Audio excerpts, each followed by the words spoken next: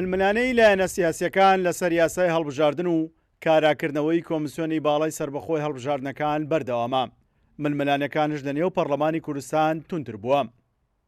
کارگەیشتووەتە ئەوەی فراکسیۆنی پارتی لە پەرلەمان هەڕەشەی بەکارهێنانی زۆرینەی پەرلەمانی بکات بۆ تێپەڕاندنی یاسای هەڵبژاردنەکان وەک ئەوەی خۆی دەیەوێت. لەم خولەی پەرلەمانی کوردستان فراکسیۆنی پارتی یەکجار زۆرینەی پەرلەمانی بەکارهێنا بە وەرگرتنەوەی پارێزبەندی لە پەرلەمانتارێک و ئەو جارەشیان و بەیانی و هەتا ئەم خولەش تەواو دەبێت. ئەم هەڵس و کەوتانە دووربارە ببنەوە لە لای هەر پەرلەمانتارێک فراکسیۆنی پارتی ئامادەیە زۆرینەی پەرلەمانی خۆی جارێکی تر بۆ ئەم بابەتانە بەکار بهێنێتەوە. فراکسیۆنی یەکێتی نیشتمانی کوردستانش لە پەرلەمانی کوردستان ئاماژەبەوە دەکات پارتی دەیەوێت یاسایەکی هەڵبژاردن بە بەژن و باڵای خۆی ڕێک بخات و لە بەرژەوەندی خۆی دایبڕێژێت. ئەوەش جێگای قبوڵ نییە.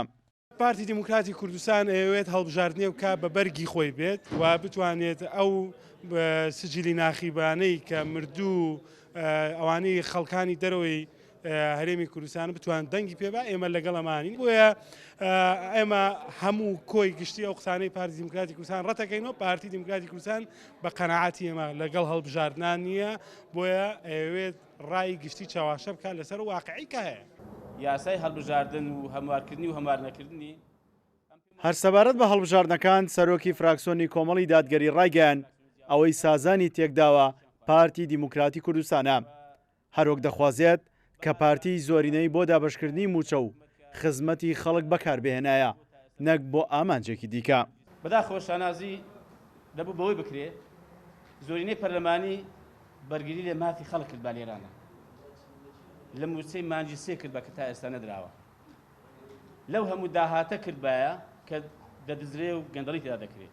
لەم هەموو پێشێلکاری مافی مرۆڤ لەم هەموو پێشێلکاری یاسایی کە دەکرێت وڵاتە دەبوو زۆرینەی بە ئەوم بەکارهێنرا بەڕاستی. سەرۆکی فراکسیۆنی گۆڕانش لە پەرلەمانی کوردستان ئاماژەبەوە دەکات ئێمە لە پرۆژەکەمان بەڕوونی ئاماژەمان بەوە کردووە کە لەگەڵ ئەوەین کە هەڵبژاردنەکان بە فرەبازنەیی بەڕێوە بچێت. زۆر تاکید لەگەڵ ئەماکەمەوە چونکە خۆمان بە حەقاری سەرەکی ئەو هەموارە ئەزان کە ئەبواە لە کاتی خۆیدا بکرێ و ئێستا ژەختەکەینەوە ئەبێ بکرێ ئێمە لەگەڵ چواربازنەی داین لەگەڵ لیستی داخراوداین لەگەڵ ئەوەداین تۆمارێکی دەنگدەرانی پاککش هەبێت کە چیتر ساختەکاری لە بسووتنەوەی گۆڕان و هێزەکانی تر نەکرد. ئەوەی گرنگە میلەتی ئێمەیە.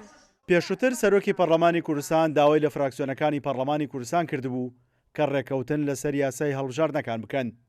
ئەویش ئامادەیە بیخاتە بەرنامەی کاری کۆبنەوەکانی پەرلەمانی کوردستانەوە. سیرۆ حوسێن، کورسان نیوز، هەولێر.